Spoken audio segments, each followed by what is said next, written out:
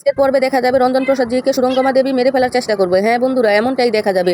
বিস্তারিত জানতে ভিডিওটি লাইক দিয়ে চ্যানেলটি সাবস্ক্রাইব করে গল্পের শুরুতে দেখতে থাকুন। রোশনাই বলে, বাবা আমারও নিজের একটা মত আছে, আমারও নিজের ইচ্ছে অনিচ্ছের ব্যাপার আছে। তুমি যে কারো উপরে ভরসা করে আমাকে চাপিয়ে দিবে আমি চুপ করে থাকবো সেটা কিন্তু নাও হতে পারে। মা, কেউ যদি কাউকে ভালোবেসে যদি কেউ কাউকে হাত ধরে, এই হাত ছাড়িয়ে দেওয়ার শক্তি পৃথিবীতে কারো নেই, কেউ পারবে না। এমনকি তুমিও যত শক্ত হও যত কঠিন হও কখনো তোমার ওই সাধ্য নেই, তুমিও পারবে না, কেউ পারবে না।